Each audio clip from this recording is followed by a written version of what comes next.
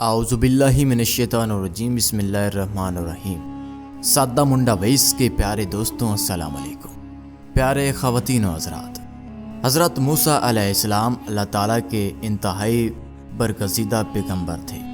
آپ کو موسیٰ کلیم اللہ اس لیے کہا جاتا تھا کہ آپ اللہ تبارک و تعالیٰ سے کوہ طور پر جا کر باتیں کیا کرتے تھے۔ آپ علیہ السلام کا ایک امتی تھا جو بہت زیادہ غریب تھا۔ اس کے گھر کئی روز فاقے رہتے تھے۔ ایک مرتبہ اس کی ملاقات حضرت موسیٰ علیہ السلام سے ہوئی۔ وہ کہنے لگا، اے موسیٰ علیہ السلام، آپ کلیم اللہ ہیں۔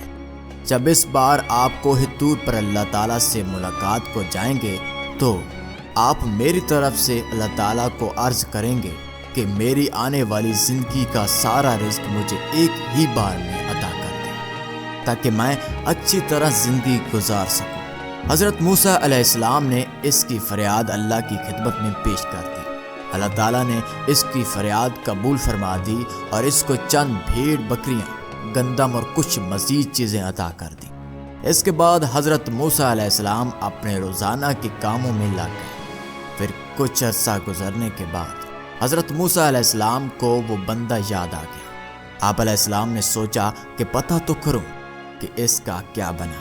جب اس کے گھر پہنچے تو آپ علیہ السلام نے دیکھا کہ اس نے عالی شان مکان بنایا ہوا تھا۔ اس کے گھر میں مہمانوں کا رش لگا ہوا تھا، دسترخوان بچھے ہوئے تھے، انواع و اقسام کے کھانے رکھے ہوئے تھے۔ سب کھا پی کر الحمدللہ کہہ کر مزے اڑا رہے تھے۔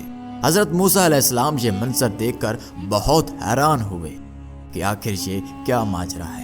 کچھ دنوں کے بعد کوہ طور پر اللہ سے ملاقات کی تو اللہ پاک سے فرمایا، اے پروردگار عالم، آپ نے اس بندے کو جو رزق دیا تھا وہ تو بہت کم تھا، لیکن آج اس بندے کے پاس کئی زیادہ نعمتیں ہیں۔ یا اللہ، میں یہ سمجھنے سے قاصر ہوں، بے شک آپ خوب جانتے ہیں۔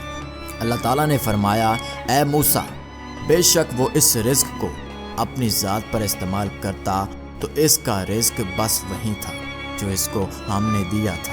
میرے اس بندے نے میرے ساتھ نفع کی تجارت کی ہے۔